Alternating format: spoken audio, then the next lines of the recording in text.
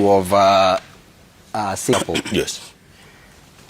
First of all, if I just talk at face value and compare Singapore and Kenya, Jeff, the size of Singapore is 736 square kilometer. Is that central province? Is that smaller than? The size of Nairobi is 696 square kilometers. Wow. Therefore, Singapore and Nairobi are almost congruent in size. The size of Kenya is 580,000 square kilometers. It means that Kenya is 800 times bigger than Singapore. Then the population of Kenya is 58 million in number, while the population of Singapore is 6.1 million in number. The GDP right now of Singapore is close to around 4.6% today.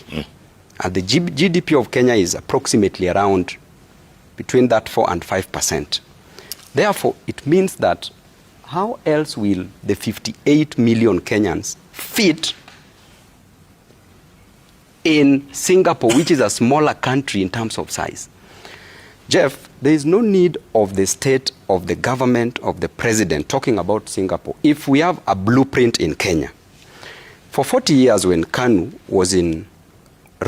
was ruling this nation, by 2002, we had an economic growth rate.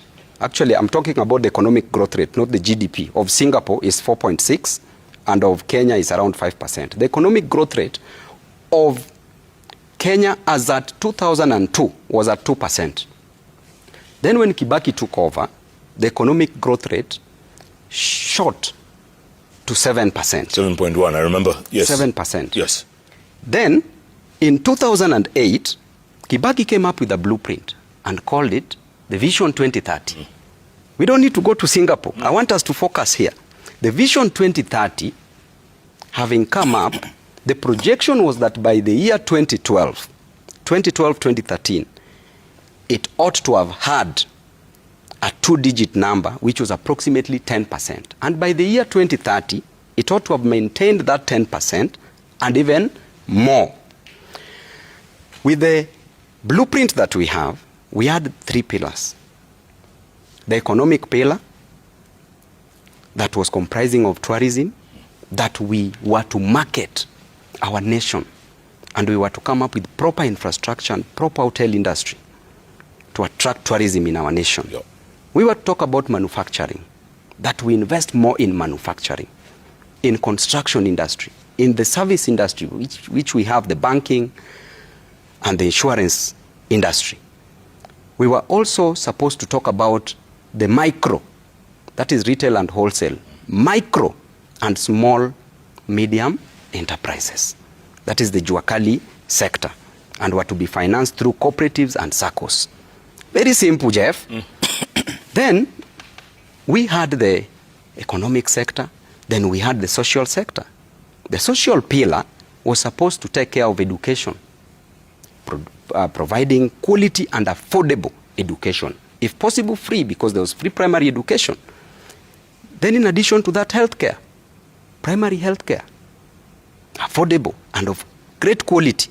We're talking about proper environment, sanitation, clean and sufficient supply of water. Simple things, Jeff. Then the last one is the political pillar, where we were talking about the justice system, reforms in the justice system. We were to talk about the reforms in the electoral process to give us proper leadership, not what we have now.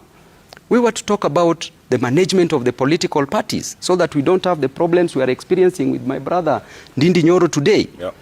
Then, Jeff, before all that, we were advised that there were basic things that ought to have been done first before we implemented the three pillars, the economic, the political, and the social pillars. And they were simple. Number one, the security of a state. That in the security, we were supposed to have proper police reforms. My brother and I will tell you today that we don't have a police service. We have a police force up to date. The defense was supposed to be so stable to handle terrorism, so that there's stable security. Not a nation that abducts her children, where tourists will be scared of coming to invest here, because the other day at Thika Low Courts, you charge over 50 Gen Zs with terrorism charges. You call them terrorists. How can a tourist, how can an investor come to invest in this nation that is full of, in quotes, terrorists? Then we talk about the macroeconomic stability, where the prices of goods and services were supposed to be stable before we do any other thing. Inflation, stable. We talk about exchange rates, stable. Then the next one was so simple that they only required us to do proper infrastructure in the country. For us to achieve the 3 economic pillars: infrastructure, energy. Energy, right now electricity we produce close to around 3,800 megawatts. Cannot run industrialization to grow a nation. Roads, airports, and ports. We were to talk about land reforms. Jeff, what can you do? Land is a factor of production in economics. The land reforms, the historical injustices were supposed to be cured.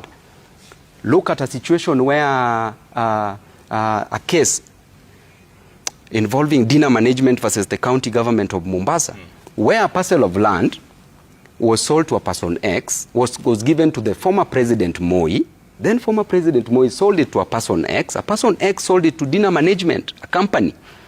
But that land was a public land. So the county government of Mombasa went to court, and it was resolved in an easy way, where the basic principles of the torrent system came up.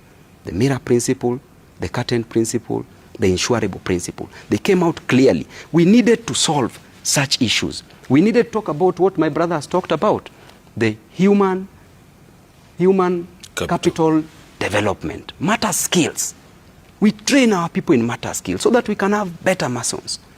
We can have better plumbers. We can have better engineers.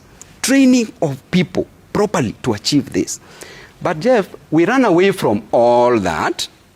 Then we come and tell you that, it was bottom up. We ran away from the blueprint. We said bottom up. That bottom up promised a mama mboga to graduate from a kiosk into owning a supermarket. Yeah. From a boda rider riding a boda to owning a matatu. Not done yet. Still in abeyance. Suspended. Right now, we are talking about going to Singapore. We cannot go to Singapore, Jeff, if we can't provide the basics to a common human being in Kenya. Basic needs. We cannot go to Singapore when a common man is hungry. Jeff, a man, a woman toils, moils, wakes up very early in the morning. A dad going to Juakali. Our brothers riding a bicycle. Our mothers selling mama mboga. Some selling changa like my mother. Jeff, if you see women in a construction site carrying stones and shovel, working tirelessly, so that they can just get their next meal, so that they can just get their rent for the next month, so that they can get school fee for their children, so that they can get affordable education for their children. Jeff, what has happened with us? Where is the morality in us as leaders that we want to see Kenyans suffer and we still want to go to Singapore? Will you be going to Singapore with hungry people? Feed Kenyans first. Let them have energy. Then they will have a way to go to Singapore. They even know where Singapore is. You will not take them. They will go by themselves.